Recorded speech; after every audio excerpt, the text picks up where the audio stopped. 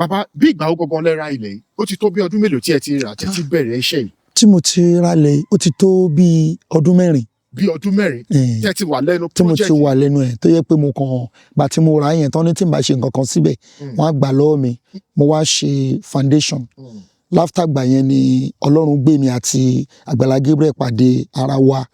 A kú dédé àsìkò yìí bàbá wa. Àwa nìyẹn o. Ẹ ṣeun fún àǹfààní tí ẹ fún wa láti wà níwájú yín. Àgbàládùn àpẹ Ọlọ́run bá bá dúró tì yín. Bàbá màá fẹ́ kẹ́ bá a dárúkọ yín sà.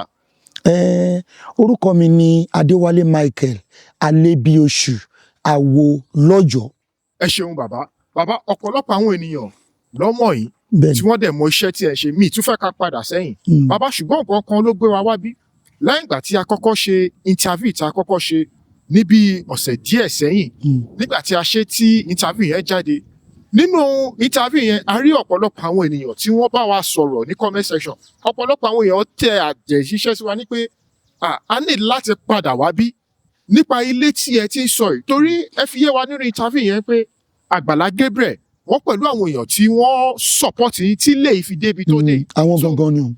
Agbala Gabriel wọ́n gbé mi jáde ipe báwo ni wọ́n ṣe máa fara iṣẹ́ tó báyìí tí kò ní wà òkè àwọn agbowó yẹn fún mi gbogbo tó ń gbà fún mi jẹ́ 5.5 million wọ́n gbà fún mi lọ́dún náà ní Agbala Gabriel.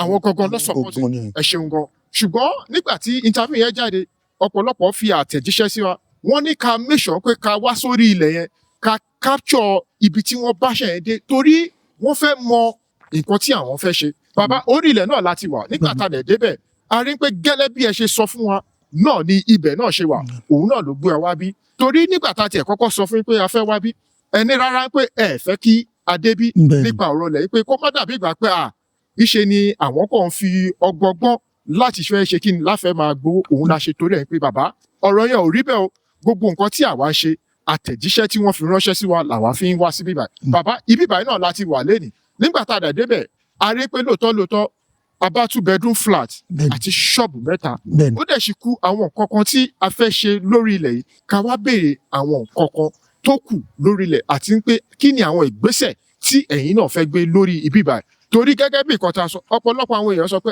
pẹ̀lú experience pẹ̀lú bí ẹ ti ṣe pẹ́ tó lé eré orí ìtàgé bàbá wa Alibeosu ó di dandan kí àwọn náà ní ilé lórí torí téèyàn bá lọ tó bọ̀ ibì kan ló máa sùn sí àgbàdẹ ń dé wẹ́rẹ́wẹ́rẹ́ òun ni a ṣe tàn yín wá ní ọjọ́ títòní.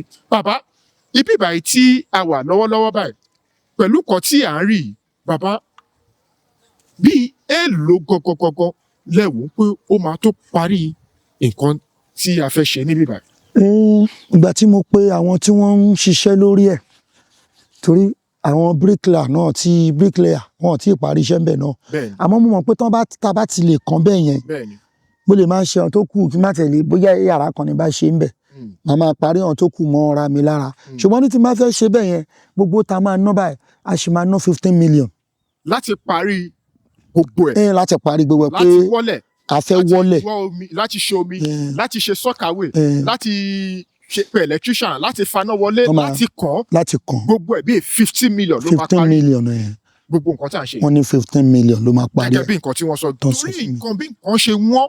bẹ́ẹ̀ ni torí gbogbo nǹkan tí wọ́n nísìnyí ni tí wọ́n ló fà. Bàbá ẹ jọ̀ọ́ mo ní ìbéèrè kan tí mo fẹ́ béèrè bàbá ilẹ̀ yìí gẹ́gẹ́ bí tí à ń sọ yìí bàbá bí ìgbà ó gangan lẹ́ra ilẹ̀ yìí ó ti tó bí ọdún mélòó tí ẹ ti rà tí ti bẹ̀rẹ̀ iṣẹ́ yìí. tí mo ti ralẹ̀ ó ti tó bí ọdún mẹ́rin.